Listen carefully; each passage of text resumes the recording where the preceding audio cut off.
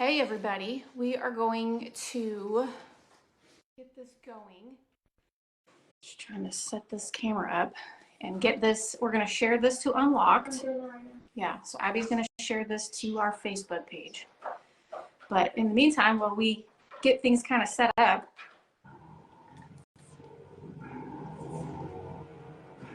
we need some walkout music.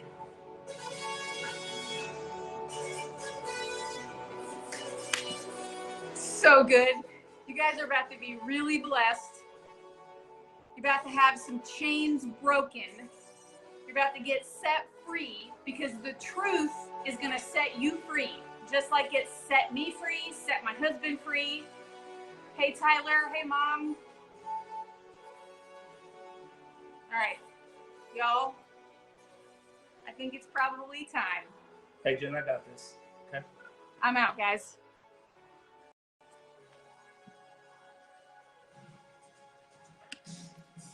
All right, can we see you guys? You're on there good? Yeah. All right. Good. Take it away.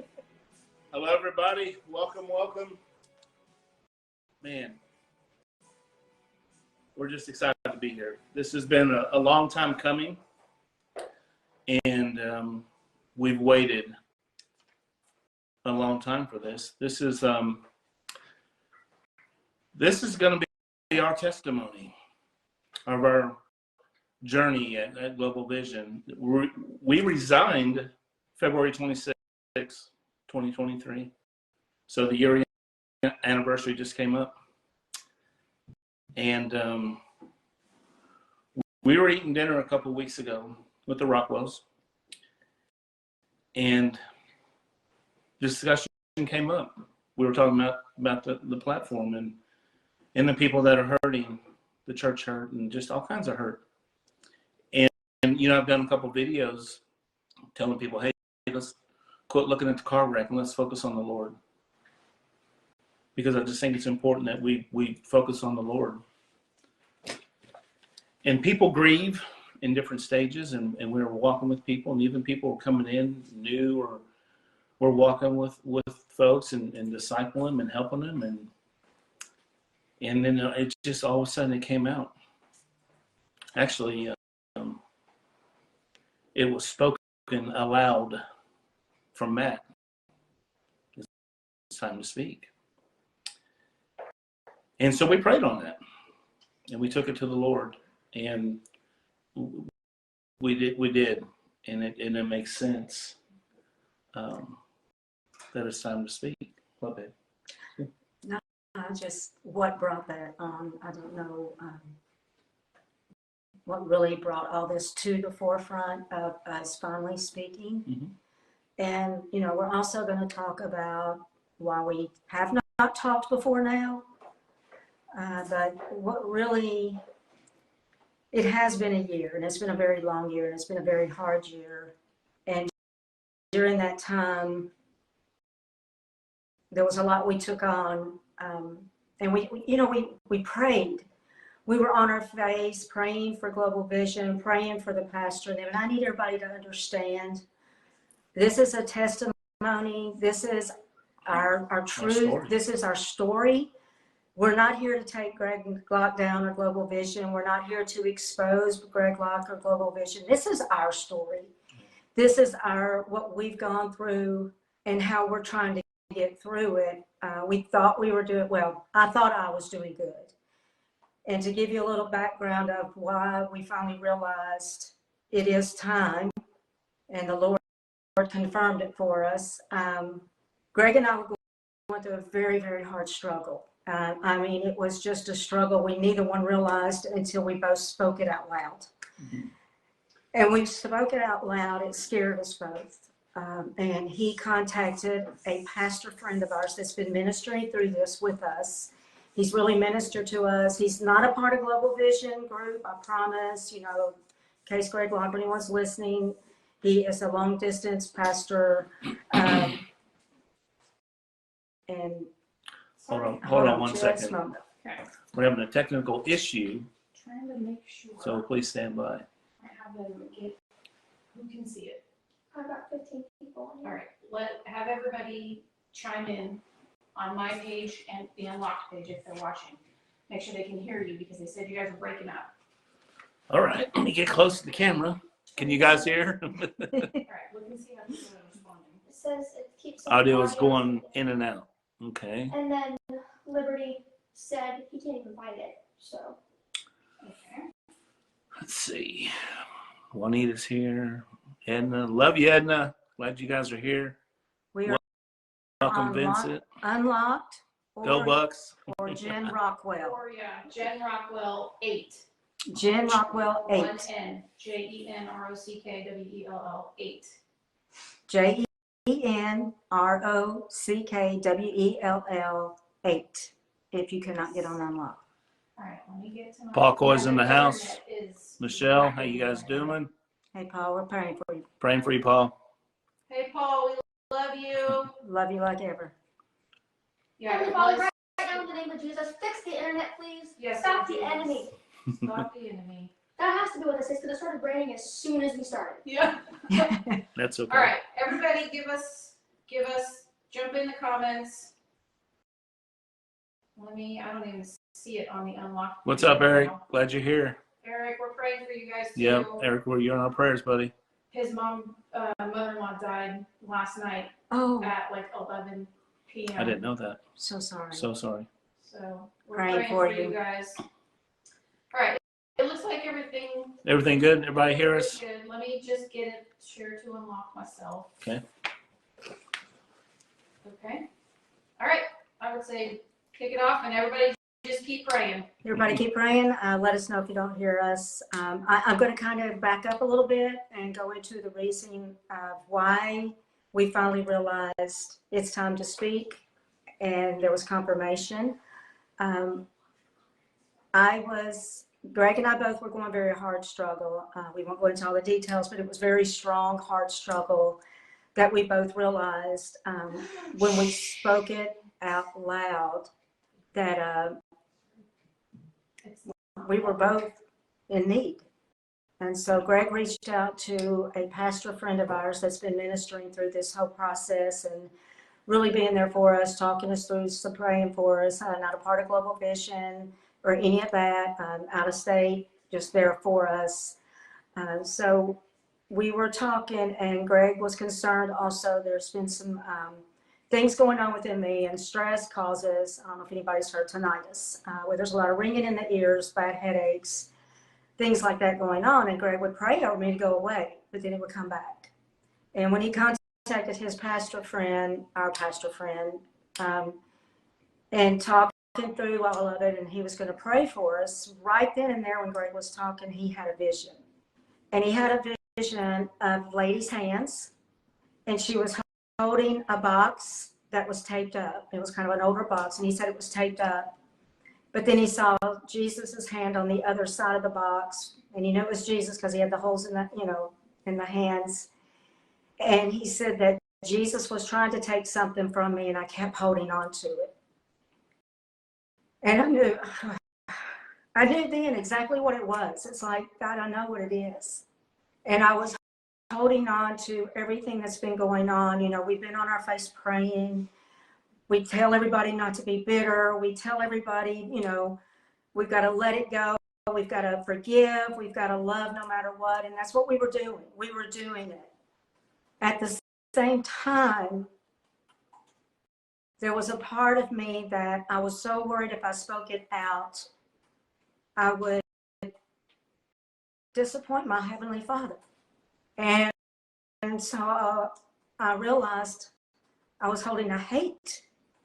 I had suppressed that hate down in me. And at first it came out so hard, and it said, I hate Greg Locke and Ty in this church, in this ministry. And Jen looked at me and she said, do you hate them or do you hate what they did? And I knew it was what they did and what we went through and the things that they have said about us. But I didn't want to, I know where it comes from. And this pastor helped me realize that when you're around a lot of, especially a pastor that is supposed to be a pastor shepherding you, and there's so much condemnation and so much hate coming out, you start looking at that shepherd as your heavenly Father, thinking, is this who he is and what he's like? And so I didn't want that there. I didn't want that hate there. But then when I read and I went into the Bible and I spoke all this, I knew we are supposed to hate the sins. And there are some sins that have happened through this. Are we perfect? No. But there are some sins that have happened that made me want to suppress that down in me. And when I finally spoke it, there was a release. But there was also a time that we knew it was time for us to speak and tell our story, because it's been a hard year holding this in. Why did we hold this in? Because the Lord told us to. God told us when we resigned, we were devastated. We were devastated that we even had to do that. And we had a lady there from Global Vision, Miss Judy, that was walking through a lot with us. She knows we're righteous, loving, God-loving people. And she was by our side and didn't want, knew that we were being accused of things that were not true, but she had been talking with Greg Locke. He said that all he wanted was us to resign. She prayed on it overnight, contacted us, and stated that we needed to resign. And I don't know if we want to go there yet or just all the way where we started at Global Vision and then work up to our resignation and how all that happened. Let's just keep that flowing. Okay, but so through that, the Lord told her that we definitely need to resign. And I asked her, I said, is he going to bash us from the stage? She goes, you need to resign and you need to do it now. We were devastated. We didn't even know what to do. So we asked her if she would help us write it, because she wanted us to turn it in before church started, because she felt that that was the best. So now from there, let's go back in time. Let's go back. I mean, we can go back a month, 2 months, because I saw the changes coming with people that I was talking to on staff there. You could see the shift in their attitude and how they were reacting and how they were treating us. But prior to that, even that Wednesday, that Ty came and talked to you, Lisa and I were in my office, and then Ty came down and wanted to meet with Lisa and had a meeting. Are we going back just that far, or do we need to go back further? Like, let's just talk how we started at Global Vision. We'll go there. Okay. Let's start how we started at Global Vision, kind of work ourselves up as to where this ended up and what we started seeing. Because some people don't even know who we are.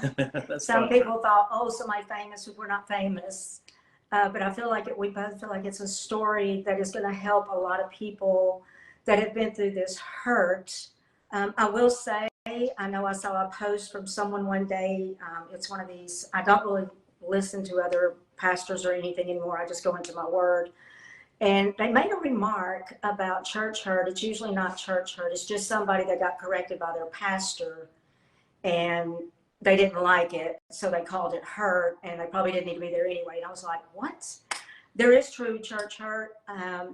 And, as far as correctness, we'll get into that, because I begged for being corrected by the pastor and that we would be corrected. So there was that. And I'm just going to let you take it. Okay. So how do we find Global Vision?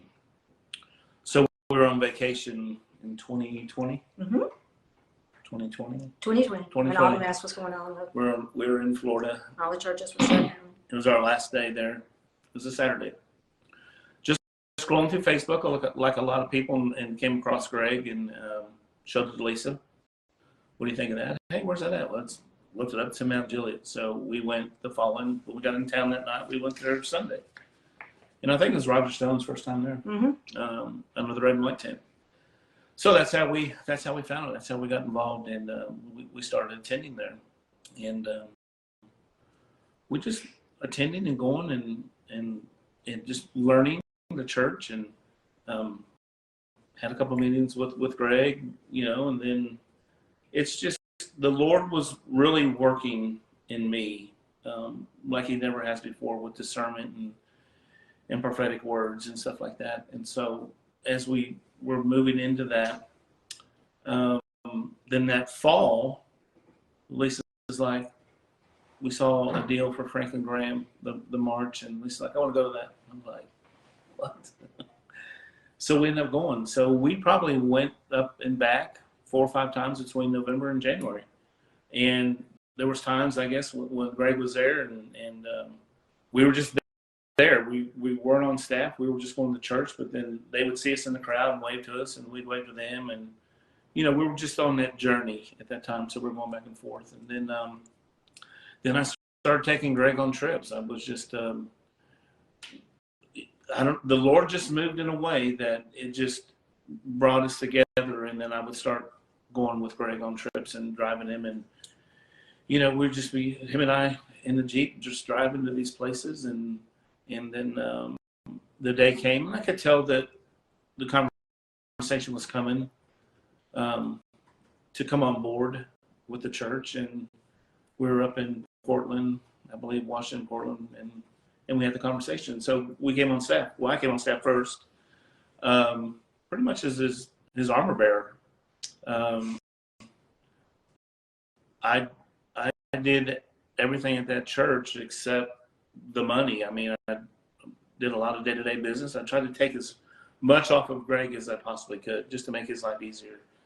So, you know, 7 days a week, working up there and just making sure that I could help in any way to make the church run smoothly and take anything off of him that he needed to deal with as his armor bearer. And I would travel with him, either if we're on a plane or in a car, you know, just be him and I and traveling. And then later on, Lisa came on board in that year. Probably 2021.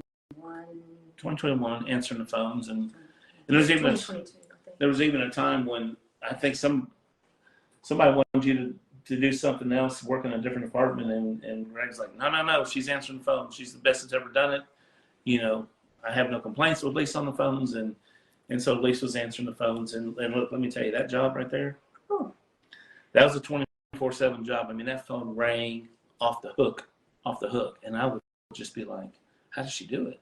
How does she do it? How does she field all these calls? I mean, she probably had, at the end of the deal, when we resigned, she probably had 12 notebooks, front and back. 11 notebooks of names and numbers and what it was and who I gave it to. But it was 11 notebooks. I still have them. Yeah. Of all the people that I've had to call back and try to help as much as I could, or if I had to hand it off, I always put who I handed it off to. Yeah. And it was a job. I mean, it was a tough job.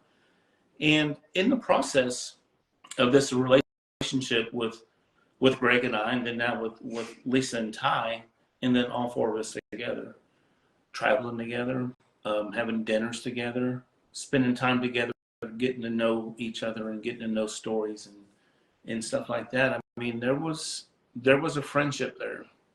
a friendship that it was a very strong friendship. It did become a really beautiful friendship, we thought. And even to the point that Greg and Ty a few times would ask, Greg, Locke, and Ty would ask my Greg and I, look, you know, with your position that you're in working here and the position of our friendship, you're going to have a lot of people come after you. And they're going to come against you. And we did all the time. And they would ask us all the time, are you going to be strong enough to do this? We've lost plenty of friends because of this. We don't want to lose you guys as friends. Are you going to be strong enough? Can you do it? And we're like, yeah. I mean, and we did. We went through a lot of people coming against us. Honestly, I just didn't think they would be the ones to come against us, Greg, Locke, and Ty, and this ministry. That was the hard part because they were always concerned about others. They knew people were coming against us. They had people constantly coming against us. They knew a lot of it was, every bit of it was not true due to our positions and our friendship. Ty and I were very close. Ty told me a lot of things, and the reason she told me these things just because she knew I would not go out and speak them. Ty told me so many things, and all I could do was pray. And that's what I did. I was never out to air her laundry or say anything. She needed someone that she could trust, and that's who I thought I was for her.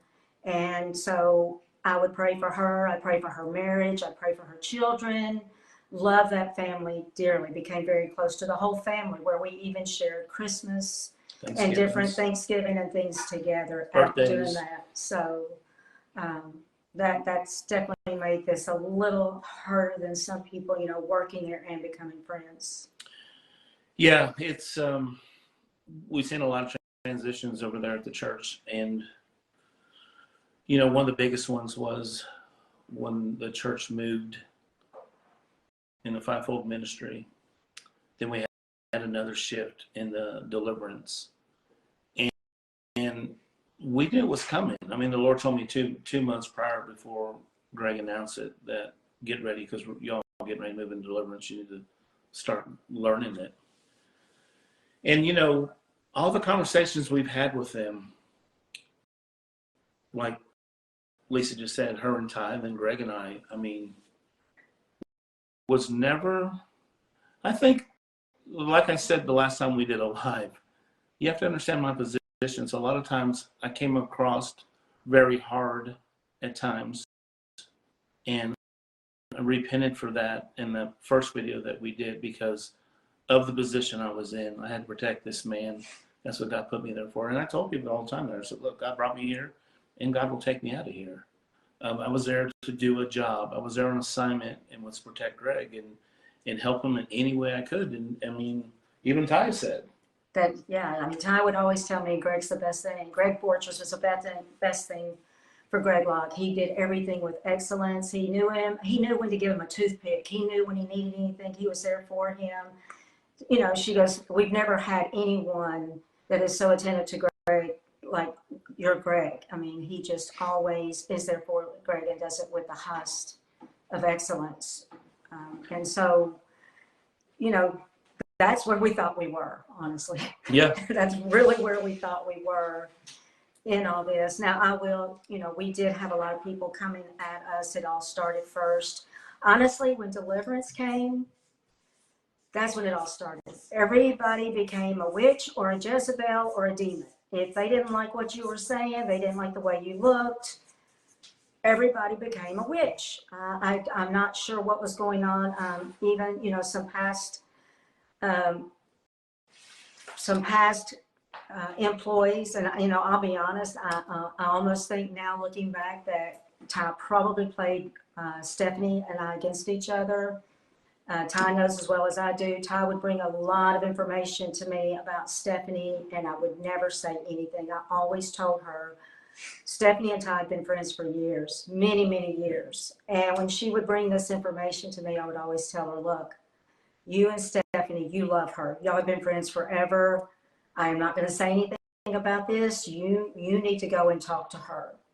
And that's how it always was. Never would I say anything about that or against her.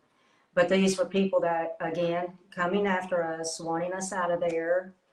Hey guys, real quick, hold your questions till the end. We'll hopefully we're going to get to some at the end. So if you can just hold those to the end, write them down on a piece of paper, save them, but bring them at the end, and we'll do our best to answer those. Okay. Sorry. No, that's okay. No, but it was a friendship, and I think that's at least we were truly friends with these people. And we loved them, and we still love them. But I'm saying we were in this thing. We loved them. We served them to the best of our ability. And when we got into deliverance, things just got a little crazy over there. And then things shifted. And when it shifted, that's when the relationship was getting strained, and I could feel it, and I'm sure Greg could feel it at times too. But Greg and I have never had a conversation, not one, as my boss, to say, hey, we need to have a talk, and we need, you're doing this or this, and we need to address this. We never had that discussion. never. In the 3 years I was with him, it's hard when you don't know what you're being accused of, or we know what we're accused of, which were not true. Miss Judy even came to our house and told us exactly what we're being accused of, and we're like, nope, this, and this. We didn't do that. Right. She was to the point where she was so uncomfortable. She was starting to. She had to take her sweater off because she was so flustered, because she was sure that these accusations were true and they just weren't. And it's sad. It's sad because I've always said this in ministry. You know, those tough conversations are the ones you don't want to have. And you know, as we get through this thing and we're trying to, and the Lord really blessed me with discernment in a way that I would see the attacks coming, because I was there to protect Greg. So the Lord used me that way. I would see the attacks coming. I would see the people coming. And at times I'd have to tell my wife, I'm not judging these people. I'm just telling you what the Lord has shown me. And because my job's there to protect Greg, protect Ty, and protect those kids.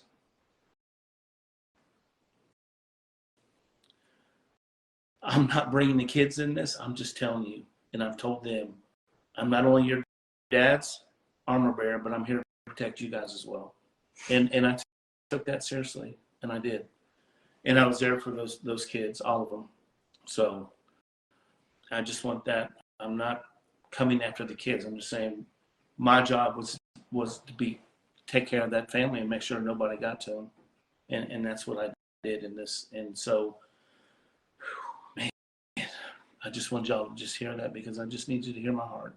So the attacks were coming constantly, especially me. I was considered a witch. I was considered full of demons. Here's where my heart is on that. I am going to speak a name because she's put it out there, and I owe her an apology. But Mona reached out on this site, and she is one of those that were called a witch of the six. And Mona, I never knew any of the six. They wouldn't tell us that. That was the odd part. I even asked. You know, Greg was on his armor bearer, but they wouldn't tell us who the six were. They were telling everybody else. But Mona came by the church. I'll never forget her face. I didn't even know Mona. And she came in tears and begging to talk to Ty, because she's like, I'm not a witch. I've got to tell her. I couldn't handle it. They made me go back inside. I went back into the office, and someone else came out. I couldn't even tell you who. It was just so hard. And I watched her run to her car in tears. I'll never forget it. And I've tried reaching out to Mona, because I am so sorry, Mona. I am so sorry that I ever got involved, and I ask for forgiveness. And here's the hard part of all of that. A lot of us were at Global Vision brought into this mess, and I'm guilty, and we are guilty of even standing and cheering when he would do things like this and kick people out. Then it didn't seem bad, but when you look back now, we were so wrong and so evil forever cheering that kind of stuff on. Yeah. That was not right. And if there's anybody, I mean, we have done this before, but looking back at the people that we cheered against for leaving and calling out names and calling stuff, and the whole time I was being called a witch myself. The whole time I was being called a witch and talking about how evil I was and having to live with that. And some of us know that when you're called something that long, I was literally going to people and saying, look at me, am I a witch? I was starting to believe, am I a witch? Am I a demon? Please look at me. Tell me what's going on? I got to the point, I would not pray over people. I would not touch people. I would not look people. I kept my head down in church, terrified. What if there is something wrong with me? That is the hardest thing to live through. The things we've lived through at that church, looking back, but we knew it was going to be a difficult situation. Yeah. We knew that. I mean, God's never promised us where he puts us is going to be easy. That is not something he's ever promised us. A lot of times we're going to go through a lot just wherever he puts us, and he's going to give us the strength to get through it, and he did.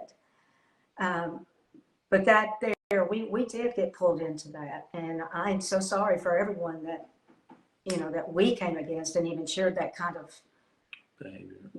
Yeah, it's just so. It's tough. I mean, like Lee said, when you're in that and you're all in, we were all in, just forgive us. Just forgive us. I mean, it was tough. So we're moving through this thing, and like I said earlier, we could feel the shift. And despite the conversations that I had, and I was a good watcher of people there, because that's my job. I was a watchman too, to make sure that Greg was safe wherever we're at. Just I watch people. So Miss Judy states it in an email very eloquently about a tearing the veil, about going up against a principality. Things shifted when that happened. Deliverance shifted. The whole atmosphere shifted in the tent. People shifted. It was, when you look back on it, you're just thinking, wow, because the enemy has a foothold. The enemy still has a foothold. Mm-hmm. Because repentance hasn't happened. So we see this in just the conversations I'm having with people on staff. So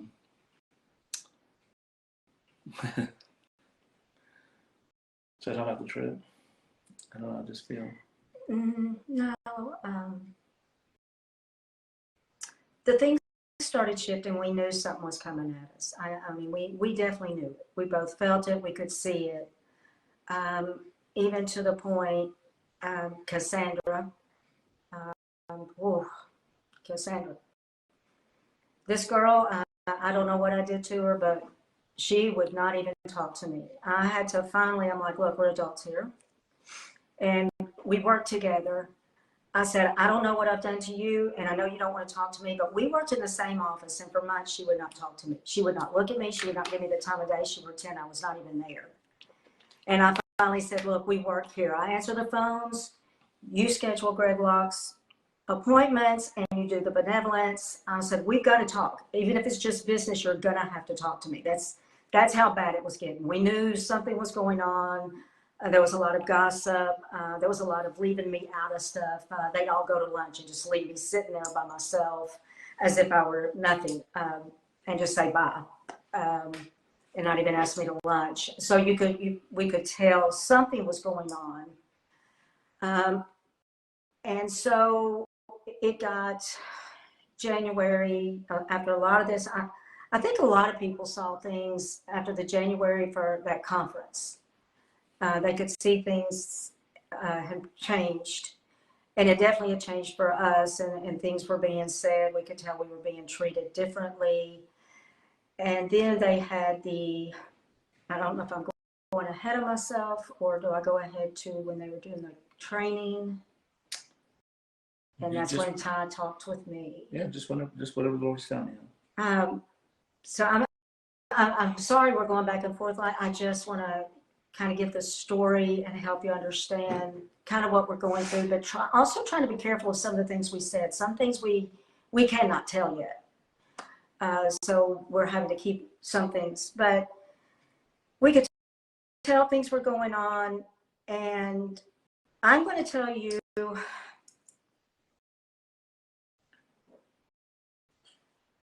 before, I'm gonna go back a little. And I have been through deliverance before. I know a lot of us have. We've worked around it. We've been through it. I've seen it, been through it.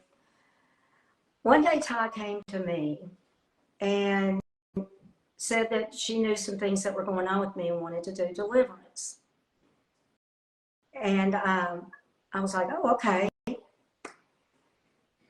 Well, I get there, and I probably should not have done this because Cassandra was there, who would not speak to me and could not stand me. Callie was there, who would barely speak to me. Monica was there, and Ty. 4 of these people to do deliverance on me. I went ahead and did it. I thought I was there 20 minutes. And come to find out, I had been there almost 3 or 4 hours with those people. I don't remember a thing. And they wouldn't let me back there. They wouldn't let Greg back there, which they usually do. I completely blacked out. I don't remember anything. I remember once coming and I was shaking. And then one time I remember coming and Ty was over my face yelling these names at me. And then I was out. And so I really don't even know what happened. I knew something was wrong. And when I left there, I told Greg, something's not right. Something is not right. I don't know what they've done to me, but something's not right. That night in bed, I wake up with a terrible burning on the back of my leg. And it was a gigantic blister. A blister had just formed out of nowhere. And for a few weeks, A red blister. yucky, nasty blister. I won't even describe it because it's not something you want to visualize. But I kept trying to do things to heal it. I couldn't figure out what was going on. And so a couple of weeks later, I met with Ty. I had not told anybody except Greg about the blister. And I had to take something to Ty's house. So she goes, well, I need to talk to you. So we sat down on the front porch. And she said, look, the Lord's told me I'm not supposed to do any more deliverance on you. And I said, Ty, I don't mean to be mean, but I'll never let you do deliverance on me again. I said, I don't remember anything that happened. I blacked out. I was there thinking I was there 20 minutes. I'd been there 4 hours. No, I don't know what was going on. And I said, and then I wake up with this blister. And I showed her. And she said, well, you know, I don't know. I just know the Lord's told me I'm not supposed to do deliverance. And I said, don't worry about that. It will never happen again. And she said, well, you need to just go before the Lord in the courts of heaven and pray about it. And so, you know, we finished talking and stuff on the front porch. And I think it was right after that was the Asbury revival. So we were on the bus with Ty and Greg, went to that with Kiara and some others. And it was a beautiful moment. And you could just feel the Holy Spirit. And so feeling that and knowing, I mean, you could just feel the Holy Spirit everywhere. So I went into there and I just went before the Lord, before the throne room, in the courtroom, and just asked the Lord, Lord, I don't know what has come upon me or what has been imparted on me. I don't know what's going on, but I need this to be taken off of me and I need to be healed. And I could just, you know, feel it. I mean, I knew that the Lord was hearing me and I knew that. And the very next day, I wake up, and I'm talking after weeks of trying to heal this, that blister was 100% gone. So I knew there was something through that had happened. So moving forward, we started seeing the things happening. We were there was a big training, a deliverance training. I decided to go up there and sit and kind of listen. And while I was listening, Ty started talking. She was on stage talking. And she started just staring at me and would not look away. And I'm like, do I look up? Do I look down? I mean, I was just like, what? She stared at me so long, I finally looked at her and mouthed to her and said, why are you looking at me? I'm not evil. And it was to that point of what is going on? What is going on? And of course, I'm sitting there because the staff, you could always tell, they were all sitting there together and really would not give me the time of the day. So I sat somewhere else with Greg. So we knew something was going on. Like I said, you always know when there's something going on. They make sure that you're aware that they have nothing to do with you and they're shunning you and blocking you out pretty much. So I thought, I've got to find out. So I texted Ty right after that and said, Ty, I need to have a meeting with you. We need to talk. So she finally responded, and she came down and said that, she said she would give me, she goes, I'll be down there in this amount of time. I think it was like 30 minutes. I said, okay, I'll meet you in the A-frame. We met in the A-frame. When she came down, this was the odd part. When she came down, her first words were, oh, I'm sorry it took me so long. I had to call Pastor and tell him what was going on. He has no idea what's going on. So I had to let him know what was going on before I came down here to talk with you. I said, okay. So I asked her, and the first thing I did say was, and I may come across the wrong way, is, why were you staring at me like that? Well, she threw a fit and said, I was not staring at you. Well, I knew that was not going to be a good argument. I'm like, look, we're adults here. I'm just going to hold off and forget about it. I said, okay, fine, Ty. You weren't looking at me. Let's, I apologize, forget it. But she was, because I sit right next to her. Yeah, she was. And so I was asking her, I'm like, what's going on? And she just started going off on accusing me of things. Like I said, we're not going to come against the children, but it was a lot about the children and different things, saying, I just don't know what I'm going to do with you two. I don't know what I want to do with you two. You've been doing this, and this. Saying all these things, saying things that did not make sense. And I would look at her and say, Ty, that's not true. I would never do that. Then she would say something else, and I would explain myself. And one of them was something about, here's how I said it. And she said, well, they took it the wrong way, and that's your fault. Okay. So I asked for forgiveness again. I'm trying to be an adult here, thinking an argument's not going to get anywhere. Let's talk about this. And her big thing was just coming at me. And then she started coming at Greg and saying stuff that he had said. I said, that doesn't sound like Greg. Talking about my Greg. I said, but Ty, I wasn't there. I'm not going to speak for my husband. He needs to speak for himself. And that's when I said, Ty, please, you and Pastor, me and Greg, let's get together. Let's get together and talk about this on what is being said we've done.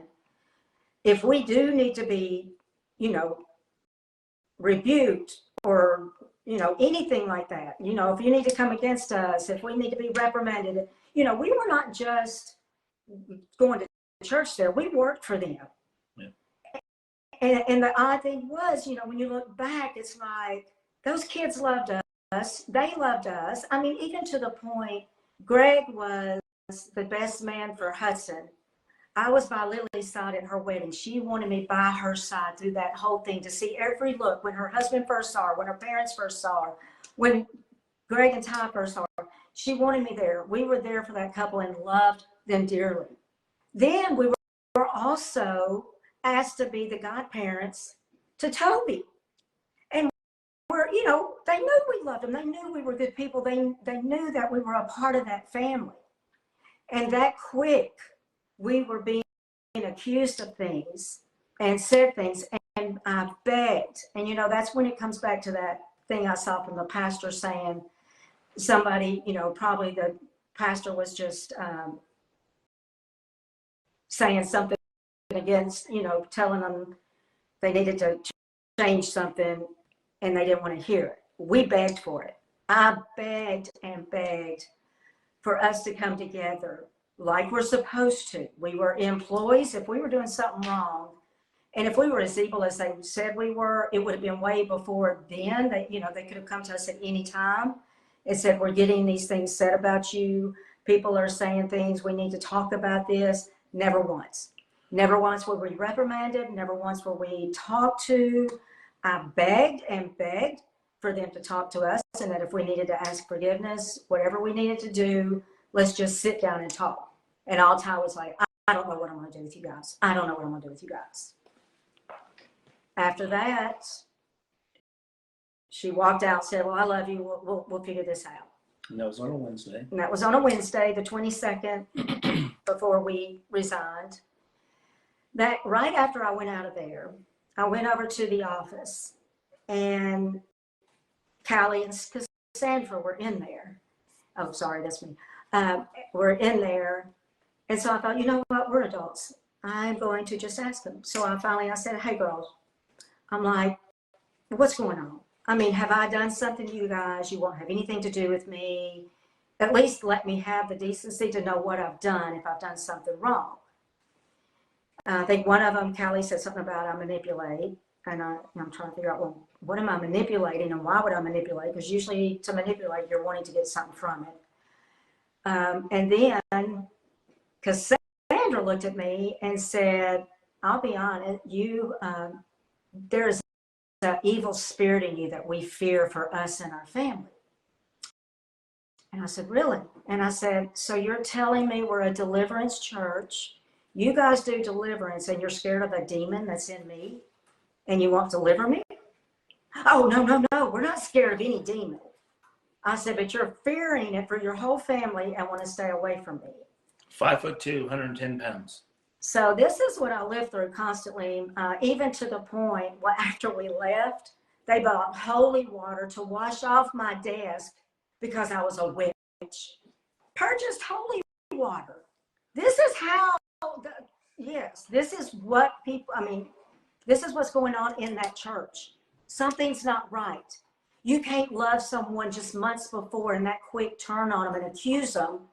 And I'm going to be honest, I don't care if Ty's listening, you twist, you turn, and you lie about everything. Everything. And I've had to live through that. And I've kept my mouth shut for a year. And we'll tell you why here in a moment. But that is right before we resigned. The Wednesday before. And we knew it was coming.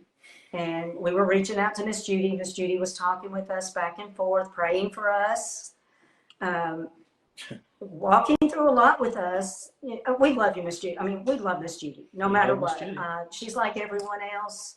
When Greg Locke says stop talking to people, they're no longer here. And he literally got on stage and got on to anybody that was still having coffee or lunch with us and said that they had no right. Telling people in a church, what kind of church? People, I'm sorry, what kind of church tells you can't speak to people outside of the church? And I'm tired of people that called me a witch, a demon. I'm telling you right now, I'm a child of God, and I am a righteous, God-loving, God-fearing woman. And I will not accept you ever saying that against me again. Amen. Or anyone, because I know who I am in Christ. And I'm sorry that when this is how it is. Ty will twist, turn, and lie about anything to get what she wants. They had every opportunity to talk to us. But they would rather do that and get rid of someone. And the bad thing about it is they've done this with other people that have left and been gotten rid of. And because they would not talk to those people, he's literally had to apologize from the stage. I'm thinking, wow, what if you would have had that talk before you got rid of him when he wanted to talk, or them, whoever? Well, if you would have talked, you would have never had to do that apology. You would have known the truth. And if you would have talked to us and talked instead of just taking what people were twisting and turning.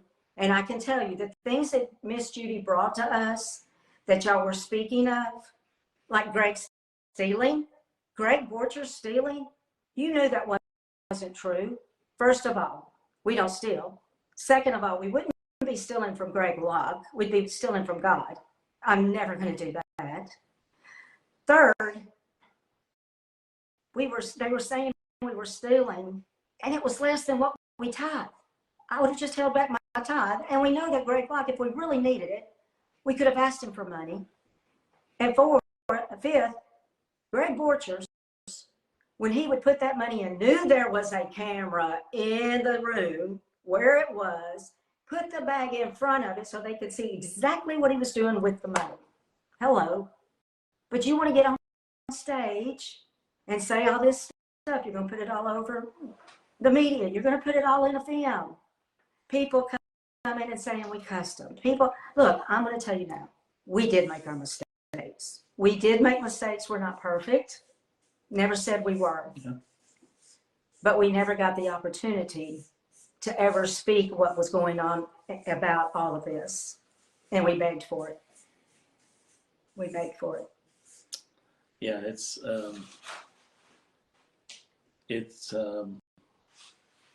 hard. It's hard to hear my wife say this. It really is, because it just brings back the hurt. It just takes a conversation. Look, if you're doing something wrong at work, your boss is going to tell you, hey, you're doing something wrong. We're going to write you up. We're going to talk. We're going to sit you down. We're going to do something.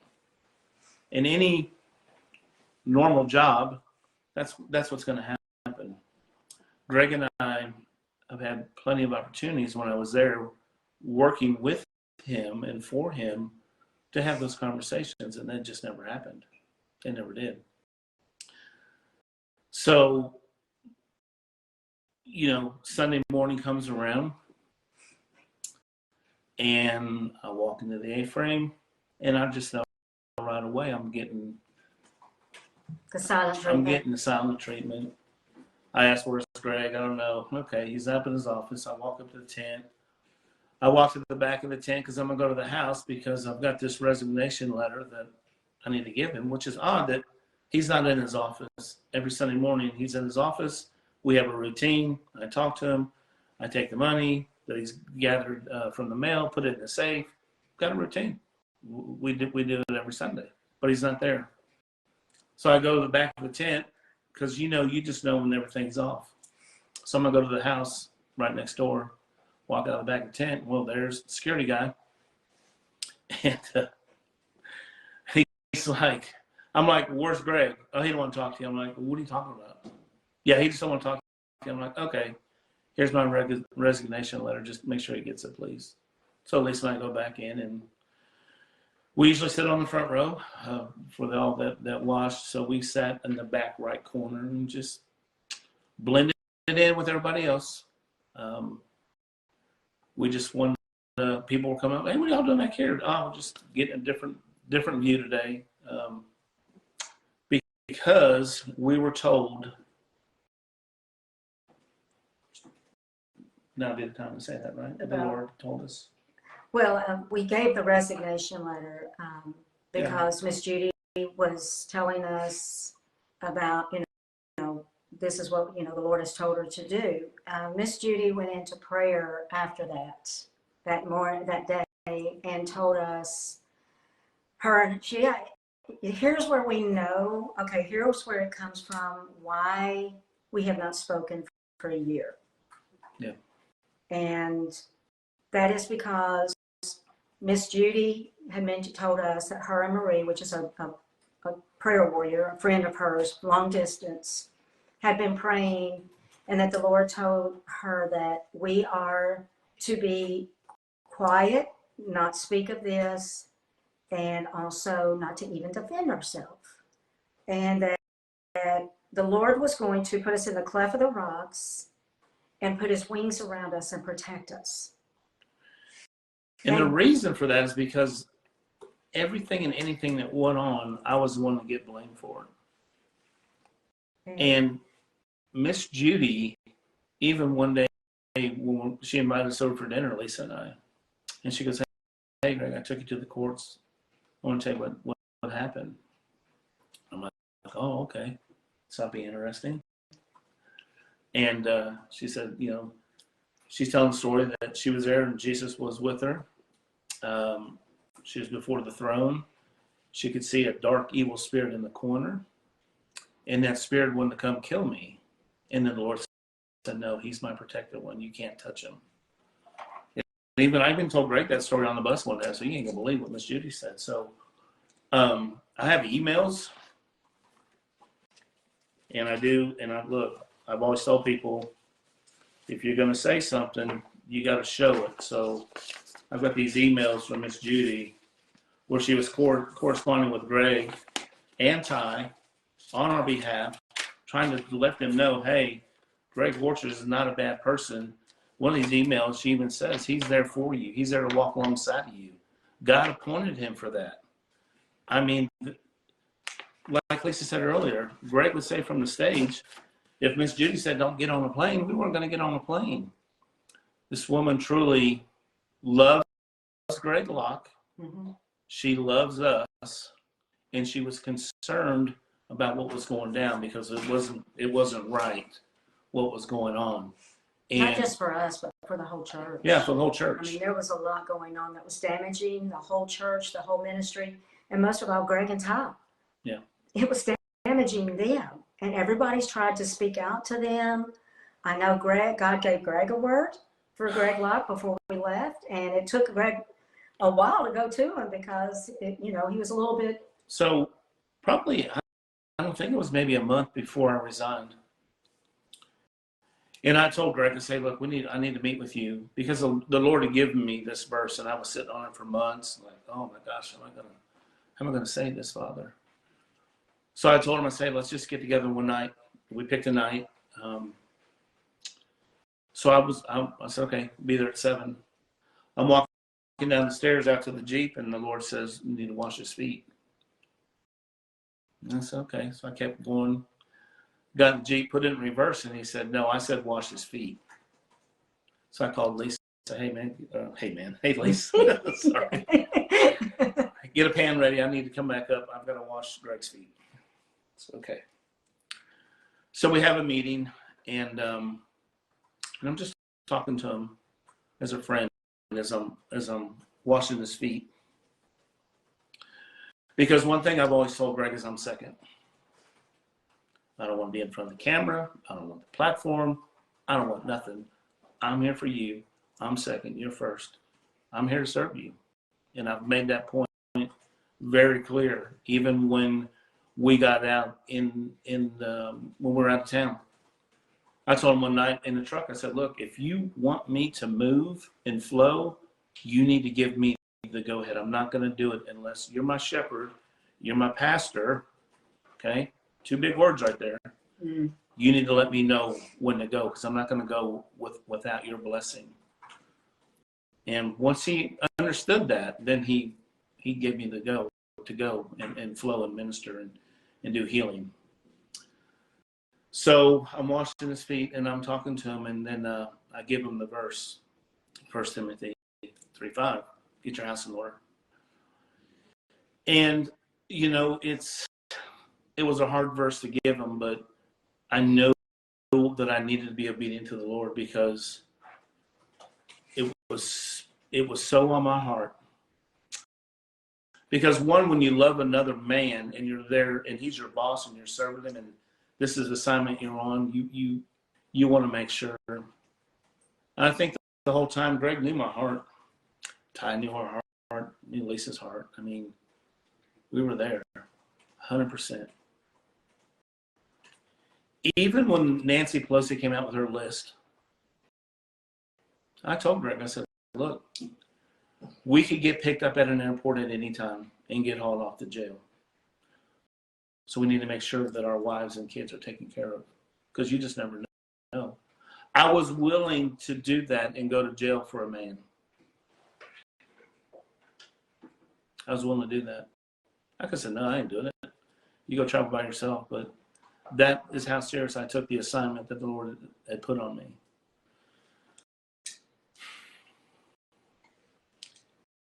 So now we're going to move into some other things because I want to finish because this is so important to me in my heart. I know that Miss Judy told us what we were to do, but God will use the craziest things to happen to show you and confirm what was being spoken. And God used 2 people in our lives that we would have never expected after this happened. And one is our daughter, Kaylee, all the way in Alabama at school. She still watched Global Vision. And the morning we resigned, I said, Greg, we got to call her because she'll be looking for us and then, trying to call us and figure out what's going on. So we called her that morning and we didn't say anything bad. We just said, hey, we are resigning. Everything's okay. It's going to be all right. We just want to let you know because you're not going to see us there on the front row like you always do. And so that afternoon, I've got to read this because this is dear to my heart. Mhm. He uses our 22-year-old daughter that I had no idea had this, but she said, so. She texted us this that afternoon and said, so, I had a little session of worship in my bathroom, got my notebook and just started writing stuff down as it came. At the end of the day, you know your truth, and that's all you can do. The devil realized he can't touch you guys, so he shifted his strategy to other people who are more susceptible. He is using this to open the eyes of others so they now don't have any excuse to hide behind. Our faith is forged by our fire. He can't raise you before you're low, and restoration and revival doesn't occur without brokenness and desperation. Now, it's not about knowing how it's all going to work out, but it's now proclaiming the victory before you even see the end. He's showing you to rely on him rather than with the words of man. Remember that. So now I don't even pray for victory because it's already here. Rather, I pray for peace. The boots of peace are shoes for people walking through the valley. We walk with peace because we already know the outcome. And then she gave us John 14:27. Peace I leave with you. My peace I give unto you, not as the world giveth I unto you. Let not your heart be troubled, neither let it be afraid. Yeah. That there hit me. And then we have I would call it Greg's second mom. She's always been a spiritual mom, prayed for him when he was very young, going through his really crazy days. We had not even probably spoke to her in a couple of years, but that she always stayed in touch. But it'd been a couple of years. She had no idea where we were going to church, had no idea what was going on. At 5:30 that very next morning, she reaches out to Greg in a text and just telling her she is praying and saying all these things that she feels the Lord is telling we're going through. And it was like, okay, we can't make this up. She nailed it. She nailed it. And so God gave us confirmation, and we knew that, and this is the reason we have not spoken before now. I know some people say that we've had some people who think we're guilty because we did not speak. But sorry, we're going to be obedient to what the Lord told us, and that's what we did. Now, I will also tell you, Greg Locke is out there telling everybody we were contacting his ministry people, which I didn't know they belonged to him, but that we were contacting his ministry people. We were not. We did have a gentleman that's friends with Matt, Dave Miller, And me. and that reached out and called Greg and asked him if they could get together. They wanted to have coffee. And they did. And when Greg got home, he was telling me that Dave is wanting to, the Lord has put it on his heart that he wants to start a trafficking ministry to help women and children and, all of it. And so Greg, Dave said he had been trying to get Greg Locke to get him with some people and get him some information. Of course, that never happened. So he knew that Greg Borcher had some contacts. So he did contact Greg. They sat down for coffee. He poured out his heart. Dave Miller poured out his heart of what it was God was telling him. So Greg's like, hey, let me put in some calls. I don't know what they can do, but they can at least put, maybe direct you in the right direction. And so I called two and talked with him and messaged one. That message did state, hey, this is Greg Borcher and Lisa Borcher from Global Vision. And she knew us from Global Vision because Greg's like, we've talked before, trying to get in touch with you about some trafficking ministry. Okay. We said Rescuing, sorry. Rescuing. Sorry, trafficking, rescuing. Sorry, so he did send that out. And if Dave Miller would be a true man and go to pastor and tell him, yes, he did contact this person and two other people for me to help me out to get into this, then Greg Locke would know we were not. Greg Borchers and I do not have a calling for that, of rescuing trafficked people. That's not our ministry, and that's not our calling, and that's not our desire. But we were there to help Dave Miller in his calling, and that is the only reason. I will say, that person did send Greg Locke that message, and he wanted to say, we're trying to get the platform, all this stuff, but we did not. That's the only thing we were doing to contact that person. Well, that and person, she later even called us, to ask us a couple of questions, but to also apologize for ever that happening. So, because things get mixed up in text, but once she heard what the call was about, and she apologized for taking so long to get back. But I mean, it was just a misunderstanding. I mean, but the Lord told us to be quiet, and we did. Yeah. We have not been reaching out to people, no matter what Greg has said. And I'm going to tell. I mean, he has. The sad part about it, he doesn't even know the truth, so he's speaking lies. And he's not only speaking lies, he's doing it from the platform that God gave him. That platform is God's, not his. And he is literally speaking lies. We've never called Miss Billy a witch. We have never called the whole congregation witches. No. Nothing like that. The things that he has spoken, even over Jen and Matt, and we watch that and we are just devastated how someone could speak not just half truths. I'm talking 100% lies. Let's hold up a second. Let's talk how Jen came into your life. Jen and I we didn't know each other. Jen had contacted the church. I am a real estate agent. They gave her my name, which was a blessing. But anyway, they lived out of town. Actually, even through the house process, we did an out-of-state process. Sight unseen. I would walk through the house with my camera. I mean, and they would say, yeah, that's it. Let's do it. Let's put an offer. Never really, sat down with dinner with them, never were friends with them. Even once afterwards, we'd see each other and say hi, but we were not having dinners or good friends as far as that, love it. But, I know we were accused of a lot of stuff that that they're the ones that caused all those problems, and they're breaking up our marriage and all these different things. But we didn't even know Jen and I that well.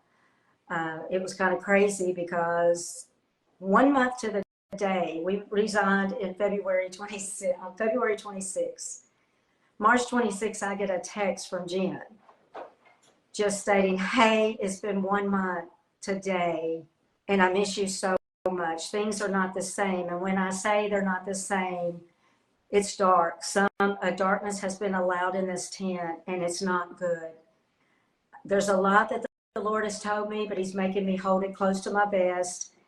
But one day we will talk. One day. And it had been a while. I mean, that was it. For I don't even know how long before we ever talked. And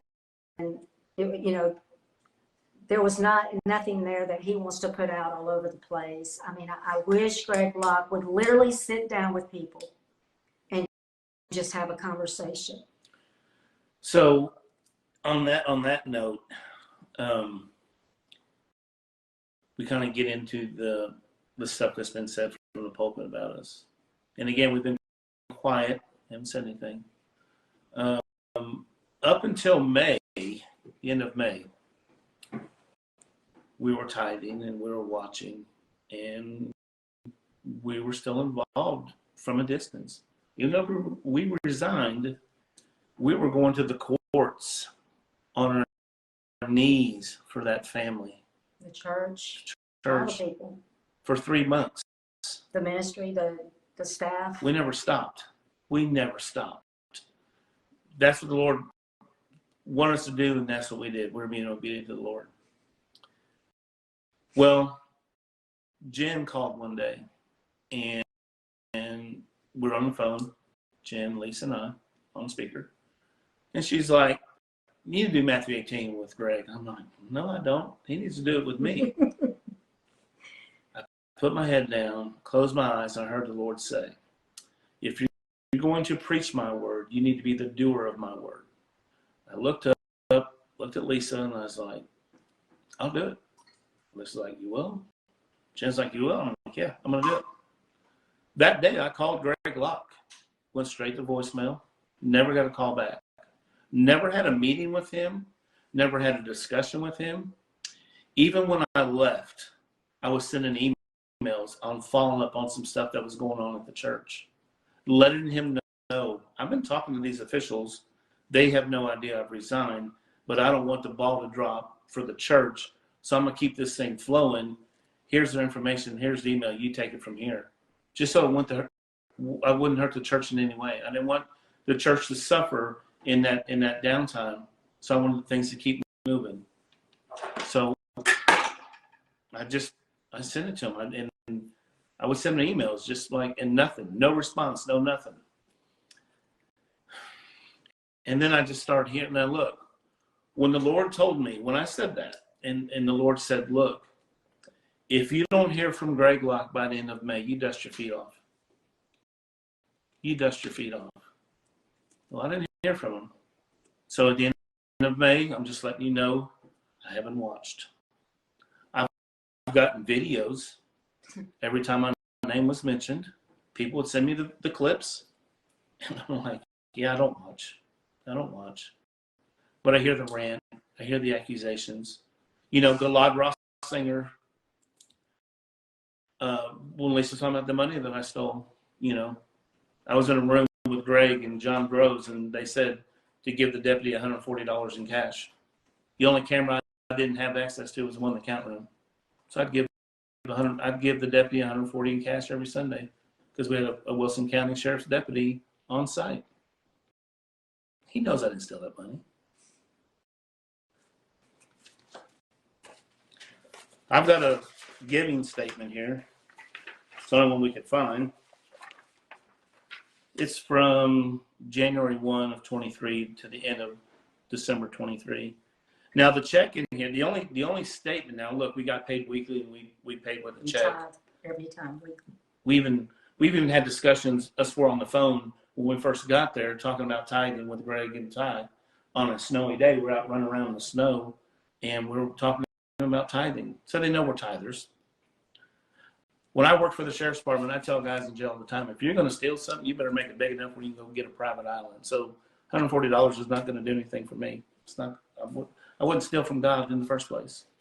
But this giving statement, and this was the check, was in April 16th. So again, we resigned in February, but we were still tithing to the church and still praying for these people. Okay, $200. The lump sum, I did not put the number in there, but the lump sum of cash that we gave in January didn't show up, or the other checks didn't show up. So that's just part of the lies that It was the same the year before also. I don't know what's going on with their system or what's going on, why numbers are not coming out correctly. But when you give thousands upon thousands of dollars to a church and they give you a statement of 1 year 200 and 1 year 300, they may want to look at their system and make sure what's going on with it. Just so you know, the email pertaining to Dave Miller and this woman that I contacted, I have it right here. I got to put my glasses on. Because Greg is saying that he's getting screenshots telling very, very well-connected friends of mine that he's been asked by GV to start a ministry of sex trafficking, and that's not the truth. I was trying to help Dave Miller since he wasn't getting help from Greg. So again, I have that. When all the videos that I've got on my phone, because I don't watch, I haven't watched since May of last year, of him saying I've called Billy a witch, I've called half the congregation during whatever I've said, witchcraft and all that. He's going to put me on the big screen of stealing money. It's not true. It's all lies. But the worst lie, the worst lie of it all, the worst thing and the most detrimental thing to all of us, Jen, Matt, Greg, and I, was when he decided to make a false accusation in a police report against all of us, stating that we were sex trafficking children. That is a very large accusation to be making against anyone that could ruin their lives, knowing as well that we would never in our life. Police report. There's a complaint. Greg Locke There's Greg Borchers and Lisa Borchers. Police report. A police report. We're with their kids. And the worst thing about it, people from his church videoing us in a restaurant just having lunch and taking that and taking it to Greg Locke. What is going on with this church? So let me go back to this, because there's what I want to get to. I said it earlier, a pastor and a shepherd. A pastor and a shepherd. So if I had a problem with somebody, I'm going to call that person. We're going to have a conversation.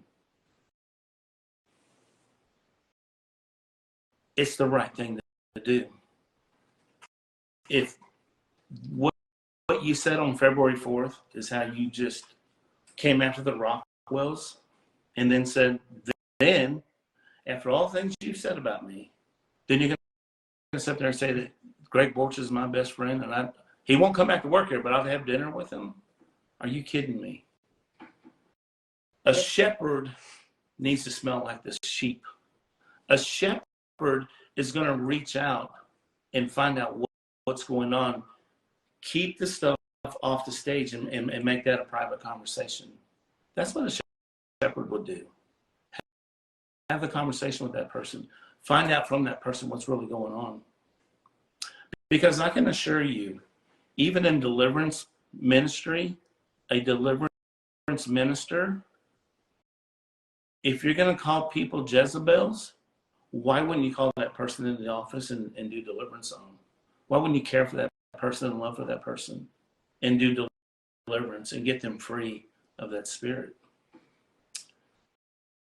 The lies have got to stop. Do I forgive them? Of course I do. But we've been quiet for a reason, because we've been obedient to the Lord. But people have to realize, if he's going to sit there and bash me and I get these videos in, and then he's going to say he's my best friend, and would your best friend file a police report with Mount Juliet PD and say you're sex trafficking kids?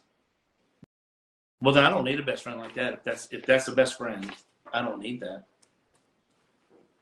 We live in this community, and to have that, we don't deserve that. I was hoping throughout this whole year that you would reach out and have a conversation, pleading with God, praying for you, praying for Ty, praying for this kids, the church, everything. Just call me, man. We can get this worked out. It can't be that bad. But it never happened. So a year came by. A couple weeks ago, we're having dinner, and it came up. We took it in prayer, and the Lord said, yeah, it's time. It's time to talk, because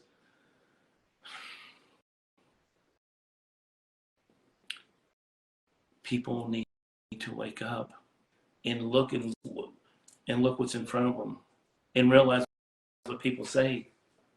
Discernment. I would still have a conversation with him today, because all the accusations are just accusations. Ty had no proof that night she was talking to Lisa. No. And if Greg didn't have any idea, there's no telling what she said to spun him up, or he can't even meet with me to talk to me, his best friend, his armor bearer, his right-hand man. It couldn't have been that bad. And if it was, why wouldn't you? We spent life together. We did life together. We did ministry together. I protected you to the best of my ability. I put hours upon hours in that church. But I was doing it for the Lord. I was doing it for the Lord. But I busted my butt for the Lord to make sure things would get done right around there, to make sure that you didn't have to take on stuff, make it easier for you to focus on ministry. There's a lot of people, in our Unlock group that came here because of Greg Locke. That, good or bad, indifferent, don't even know who we are. The people, the 220 people that were here before we had the big influx, a lot of them knew who we are. A lot of them know our hearts with our first video we came out. So this just came to a time where, when we were talking 2 weeks ago, how can we help the people in Unlocked get through this hurt? Because they need to quit looking at the car wreck. They need to quit looking at the past hurt and focus on our Father. But we realized we were still Struggling as well. struggling just as much, and being able to speak now is hopefully going to give us some freedom. Yeah, as leaders in this group, by us coming and telling our story, because our story is just, it's our story. And there is a grieving process through something like this. You know, there's stages. But I realized I was trying to suppress something in me, which I'm like, other people could be doing that same thing. And I think what really, really hit me the hardest to make that happen was me being hurt was one thing, but when I started reading and seeing all the things that were coming on Unlocked and the people that had been hurt and harmed from Global Vision and other churches and other pastors and the things they had gone through, there is a such thing as church hurt. But I'm going to be honest, we have been through church abuse, not just church hurt. And it has torn us apart. We've kept quiet and we have prayed, and our prayer has been repentance. Repentance. We went before the Lord and repented for everything we have done, and we will keep repenting. We're human. Yeah. We get it. You're human. You're going to make mistakes. You're going to get going in the wrong direction.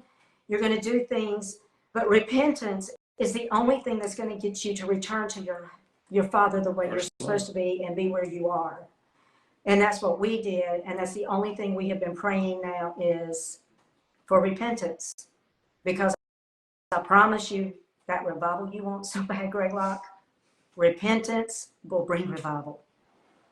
Repentance and humbling, that pride is tearing you apart and taking you down. And it's sad to see, because we could see where God was taking you. I mean, I gave you the vision the Lord gave me, you know. He has big plans for all of us who serve him. And just let me say again, for all the ones that are new that don't know, you know, who we are, and the ones that do, this is our story. We're just coming from what we know to be true. I'm not blaming anybody, asking questions, but I did bring some paperwork just to let you know that, hey, I'm not making this up. I had a conversation with a brother in Unlocked a couple weeks ago, and it was a hard conversation. And he's like, Greg, we're not too far apart. And I'm like, no, we're really not, you know. But two brothers came together and had a conversation. I heard him, he heard me. Did we jive on all of it? No. But did we agreed more than we disagreed. But that's what I'm talking about, having those difficult conversations. And that Acts, you know, we've been reading Acts a lot, and I keep seeing where they were going out and teaching and preaching about truth and grace. Yeah. Truth and grace. The hate's not going to get people to turn. No. The hate's not going to bring people to know who Jesus really is. People can hear about God. People can be in sin. But if you will love them and with grace and be a light to them, it's not our job to change the people. It's our job to be a light of Jesus. Yeah. He will do the changing. But hate will never get them there. Hate will never even want them to know who Jesus is, because they're going to think hate is Jesus. Yeah. And why didn't you call me for dinner? I thought, great, he's going to call me. Said it February 4th. He's going to call. He's going to call me. We're going to have dinner. We're going to get this thing worked out. But you didn't. You need to. If I am who you say I am, then you need to make that call. We need to have a conversation. I'll leave it up to you. I'll just put it out there. But we're going to move forward. Yeah. God's got some big plans. He does. And we've got a beautiful family here, all of you guys. Yeah. Love you all. Look, Unlocked questions. Unlock. Look, God's moving. He's moving, and we got a family gathering coming up. Before I get on that, let me just say, look, thank you for being here tonight. Thank you for allowing us the time to speak and share what's on our heart. Because I was just praying before this. I was like, Lord, just if it touches one person in our group that's hurting. Because a lady had put something in a comment the other day, and I said, look, just tune in Friday night. And I hope this lady is watching. I hope she gets some relief from this, and I hope that church hurt, that spiritual wound, I hope that God heals that for you, because I know it was heavy on your heart, and I hope tonight brought some clarity and some healing to you on that. And to us. Because how can we move forward if we don't tell you our story? And we waited a year. The Job. We've read Job quite a bit. And so we've been obedient to the Lord in doing that and just being quiet. So, again, there's a lot. If we have questions, or we... Yeah, I mean, we're going to move into questions. If we can answer some questions, Jen's on the computer. Time out. Let me say this. Time out. I almost forgot about this. Let me look. The Rockwells, solid. 100%. Yeah. Okay? We rock well. 100%. And I will say this. Let me address something, because I just felt like I need to address this. On that rant on that Sunday that Greg just berated them, called them all kinds of names.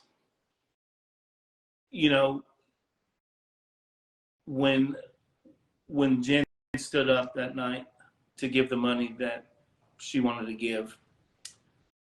It's the night Joseph Z was there. Yeah, the night Joseph Z was there. And $100,000 for him went up. I was like, good Lord, go girl. I was walking out the back. You just saw Matty walk through here. And I saw Matt, and I was like, yay, bro. Awesome. Good job. He's like, well, I don't know what's going on here. He had no idea. He had no idea. He was out being a security guy. So once the dust settled, they reached out, said, hey, we need to have a meeting. So they came to the elder in the church. They came to the guy that was second in command. So Matt and Jen came to the office and met with Lisa and I.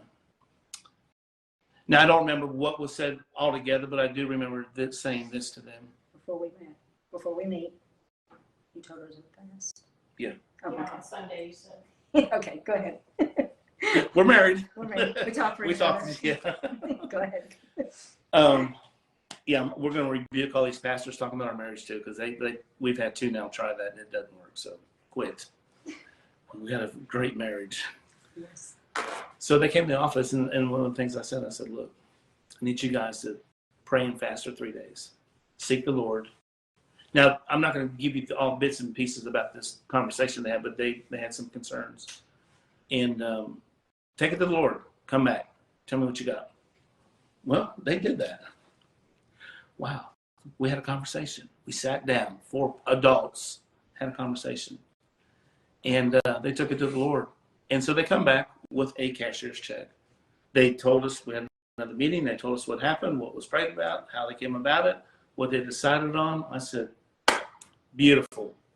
Took the check. Once they left, I walk upstairs, show Greg Locke, here's the check, here's what they gave, here's what the Lord told them. So Greg, you need to recant that lie. They gave money in a substantial amount. You know what it was.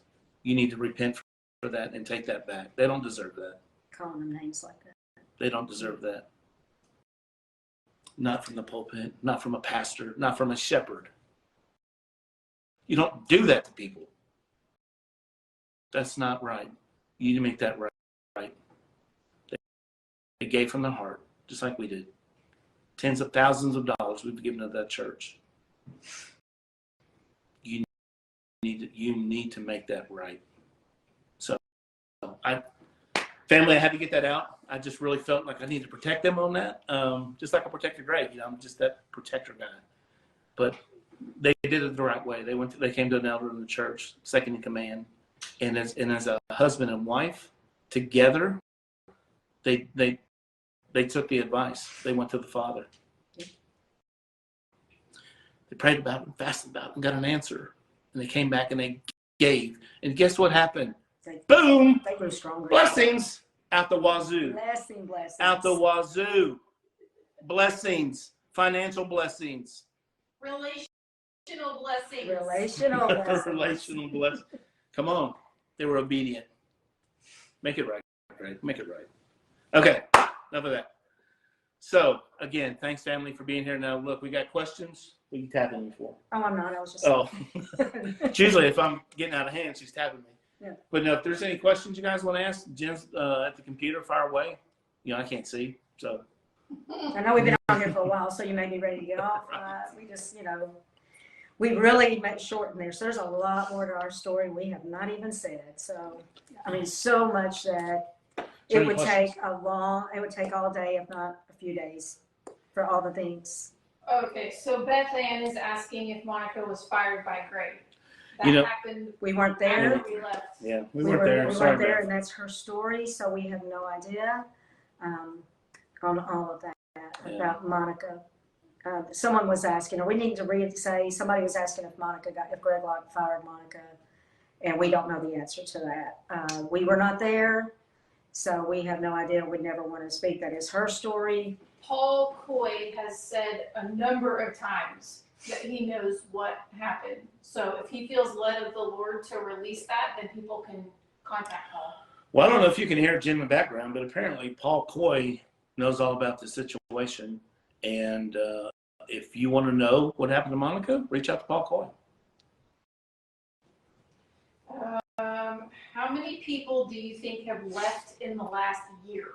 The next question was, how many people do you think have left in the last year? Well, I don't know because I don't watch. We've been told it's quite a few, but that's On eyeball, I'll just say, and you can tell myself this, on eyeballing it, from what I have seen, on a Sunday morning, I would say there's at least 1,500 that have left. that have left. So Jen's saying she thinks, just eyeballing, there's about 1,500 that are left. Just coming in person. I don't know out online. Yeah. So, yeah, I don't know. Can't answer that. Okay,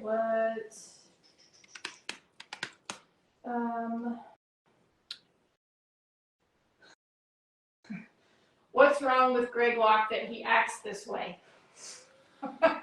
Next question. We would love to know. The next question that was asked is, what was the question again?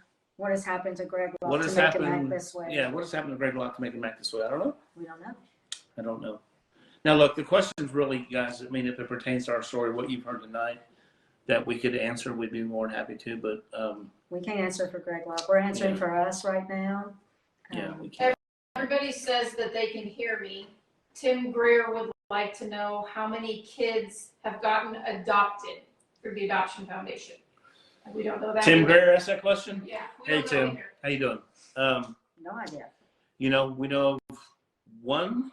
2, 3, I think, that we know of Yeah. while we were there. Yeah, maybe 3. I know somebody. I know they're saying they're paying for the full thing. I know there's one lady that's reached out on our group that states that she got very, very little. She did not get the complete thing paid for. Yeah, I mean, the one we know about is obvious, That's between Yeah. them and the Lord. We know how much money went into that account, or what was supposedly taken up that day. Yeah, that's not ours. That's them. That's them. I mean, Thanks for the answered question, that. Tim. But we know of one, and that's the one that's there. So that's the only one. And I've heard of 2 others, but that's the only one we know of. Which is somebody. Yes. What? So yes, it was Kiara. and Kiara, Chance. yeah, Kiara and Chance's baby, their grandbaby. Our godson at one time. Okay, they're coming in fast. Okay, great. Still love them all. Yeah. Miss them like ever. Miss them. Okay, Miss them like ever. so they're asking if you, Greg, were able to hold Greg Locke accountable for where monies were spent.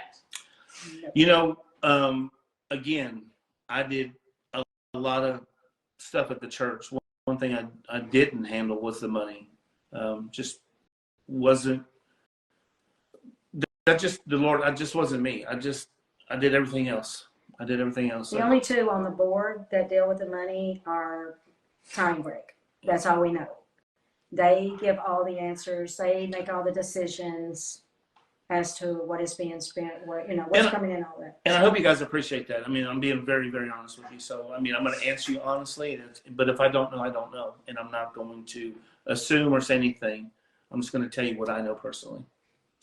Kylie Blackett asked, why is he defying all of the state fire marshal codes? And obviously, we don't know the answer to that.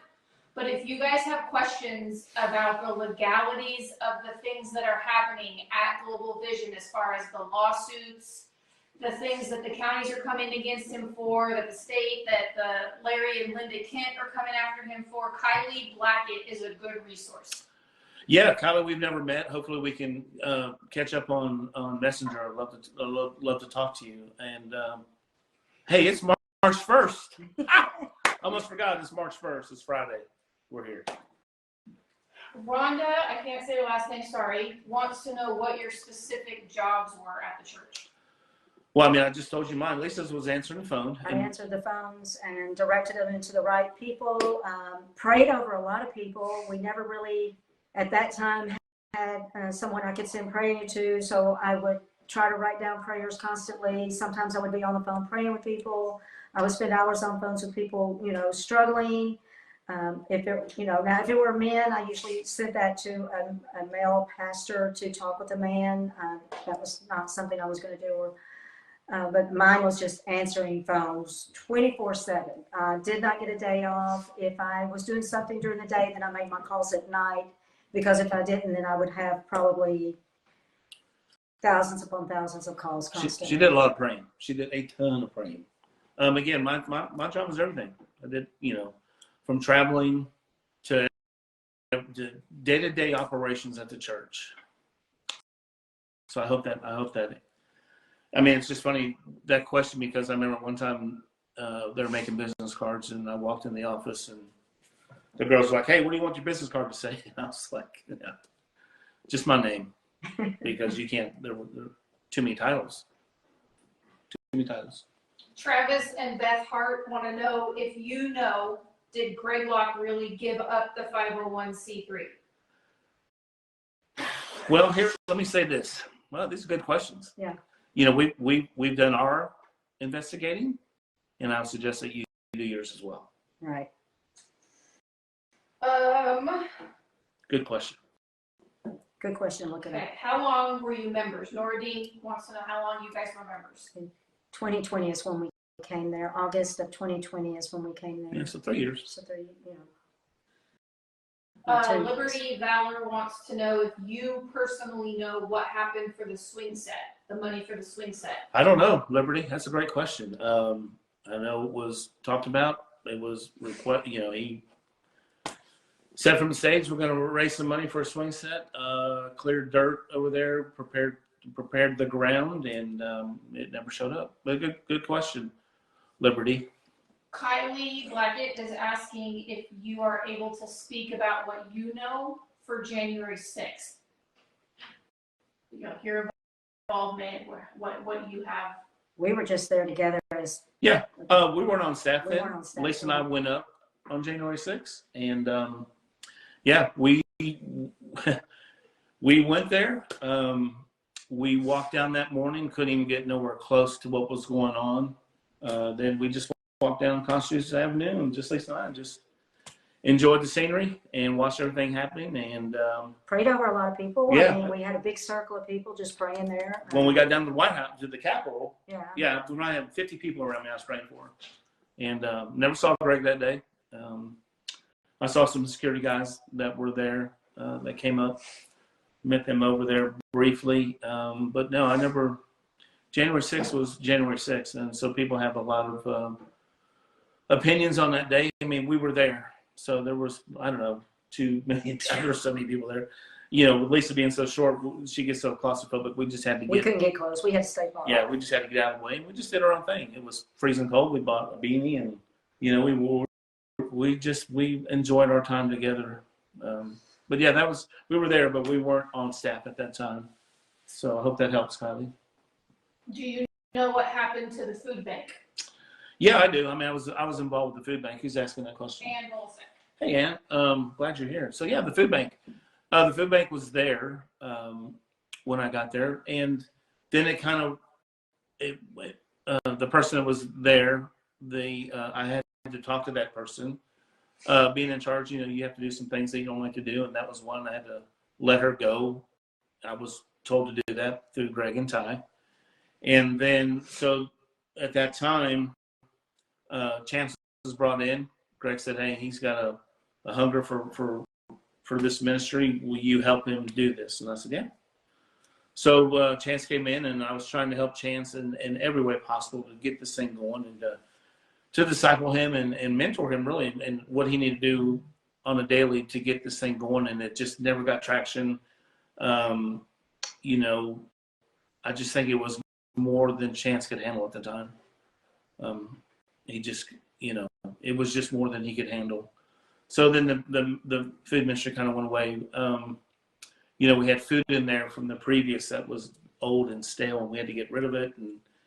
And then, it just never gained traction. So yeah, that's what happened with that. John White is asking. Hey, John. I heard Greg Locke didn't really care for James Breedwell. Do you know if that's true? Which I don't think we know that. But Yeah, what was your encounter? Sure. With James? My encounter with James, the go guy, did a video with him. But James and I had a friendship. And, James was living on property at one time, him and Patrick. And then Greg got them an apartment. I helped find that for him. Yeah, they helped him find an apartment. And Greg put James and Patrick in that apartment. But, James was very unique, very talented songwriter. James and I even wrote a song together. And the odd thing about this is that question brought up because James called me Saturday night, the day before he passed. I was out of town, and I had to go see family. Got a brother that needed some attention. I was in a hotel room that night. James called me, and I totally missed it. Totally, to this day, I totally missed the call. I know it now, but at the time I was in shock that James was calling me. I was in shock that he was on his deathbed. But I knew James loved me, despite what people said about me. Despite. What were his words to you? Ma'am? What were his words to you? What? When he called you, tell him what he said. Yeah. Just that what he told you, saying, I don't know what went on with Global Vision and all that happened, but I need you to know I love you. Yeah. That's what I'm saying. That whole conversation was a blur.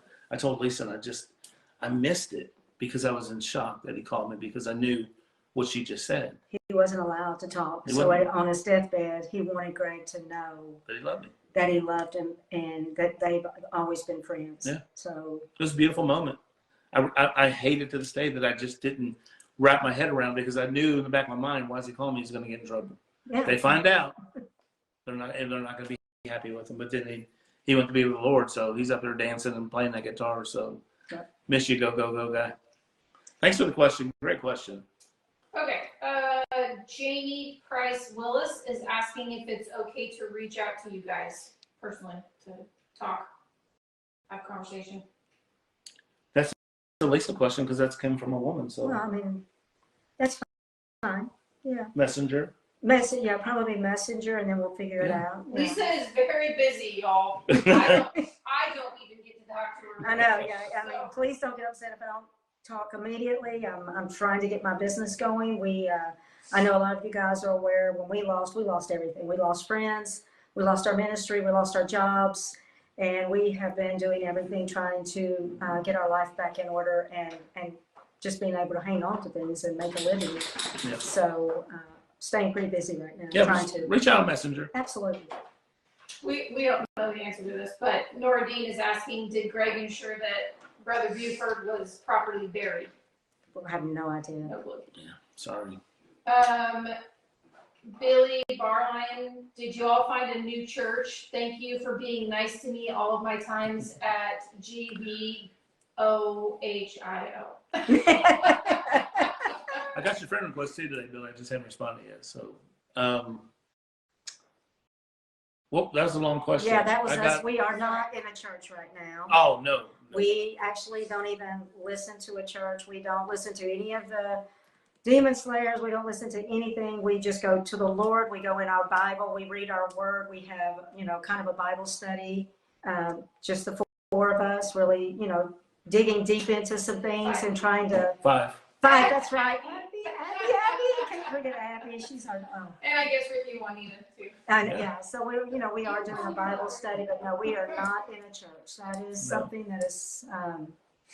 Yeah, we're just being obedient to the Lord right now in this Bible study, and He's got us studying some stuff. So, Liberty's asking what happened to the money that was raised for the food ministry building, etc. We don't know what happened We have to all no that money. idea. I mean, we have no idea what any of the money. I mean, that is something we were not over. Even when someone What else building? left the office that did benevolence, I told them I what didn't building's he want to talking work about? with benevolence. I don't know. He's mentioned a building about a food bank, a building for the food bank.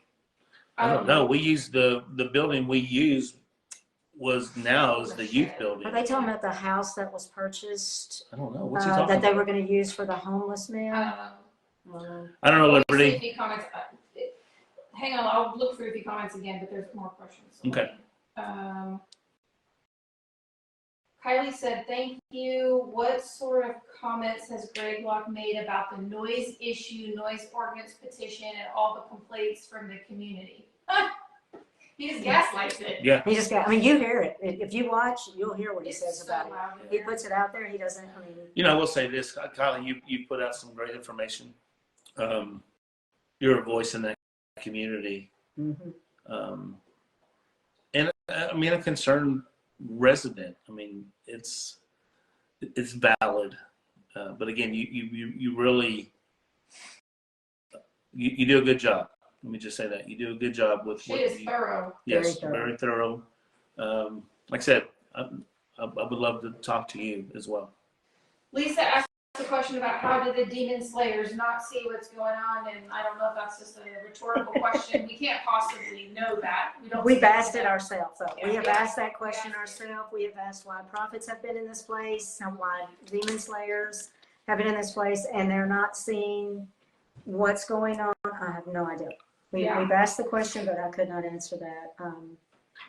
Christy mentioned all that money that we raised for the churches in India. There was like 40 churches that got burned down, and we Again, we don't know. We were gone by then Yeah, also. you guys were gone. everybody has questions on the money, right? And again, there's two people that control that, and that's Greg and Ty. So when it comes to money, it's anybody's guess. We just don't know. Don't know. Those will be questions for Greg and Ty. And I mean, and look, there's a lot of people asking these questions. We get it. I just don't have the answer. I don't know. I wasn't involved in that. This question is going to curveball you, but I already answered it once today, Okay. so I'll take it, and then you guys can add to it if Okay. you want to. All right. Somebody's asking about the money that Global Vision used to buy the high school for Jason Boggs' church in West Virginia. Okay. And the way that I answered that was, yes, we did. The church did buy Jason Boggs that building. Did. Mhm. And Jason and his wife are humble servants of the Lord, They Yes. going through a massive transformation, like a Yes. cocoon butterfly Yes. experience. And So proud of those two. we love them and we bless them, and we as Unlock are absolutely here for Jason and Lizzie Boggs. Absolutely. We love them and support them and can't wait to watch that ministry grow. It's about to catch fire. That ministry. Well, is look, that's amazing. one thing we can't speak into because we were there and we gave to that. Okay, so look, here's the deal. When you give money, I know, let's just say to Global, right? So you gave money for this church, for Jason Boggs, Pastor Jason, for the school building, right? But you gave out of your heart. We gave out of our heart. And you gave to the Lord. Okay, and it went to the Lord. Okay, and that's one thing you need to remember. That I can speak on because we gave to that ministry. Jason Boggs is an amazing young pastor. This kid is on fire for Jesus. This kid has so much anointing in him, it's crazy. And his wife has too. Liz. Look, we Elizabeth. love these two. We love them. That kid, Jason, I have a special bond. They have a special story. They're doing great. His ministry is doing great. And They yes, have a story, but it's theirs. they have a great story. They have a beautiful story, but it's theirs. But look, they're in a rural town up there in West Virginia. They got a big old school. Jason is doing a fabulous job. Be praying for that ministry, Redeeming Grace, because he's doing wonderful things. And look, this kid, he's on fire for Jesus. He is, and it's not even the walls. I don't care where he is. He's always bringing someone to know the Lord. I don't care where he is, gas station. I don't care if he's in a bathroom. He will pray over someone. He doesn't keep it within that school building. He goes out in the world, and when he's out anywhere, he's always trying to save souls.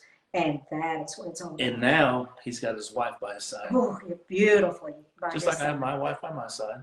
Just like Matt has his wife by her side. Okay? Two or one. Now they're a powerhouse for the kingdom. Yeah. And they really made the enemy mad.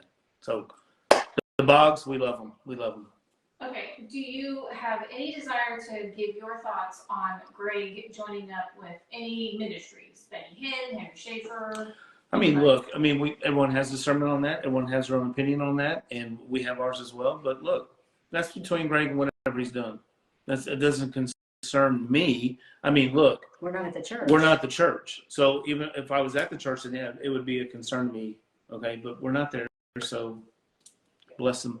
Let them, Somebody's asking if you know what happened to Jeffrey. Again, that's It's his story. That's his story. Yeah, We do know. we do know, but that's for Jeffrey and Sierra. And for those who don't know who Jeffrey is, Jeffrey was worship leader at Global Vision. A very anointed. Very anointed, talented The musician. most anointed one up on, just beautifully. Yeah. So they have a great story. So But keep them in prayer. yeah, keep them in Yeah, prayer. keep them in prayer. yeah, Kylie's asking about what we know about LLCs, corporations, nonprofits. We Kylie, don't you're a great digger in information. Go know. dig it. Go dig. Go dig it. Dig. Dig. All right.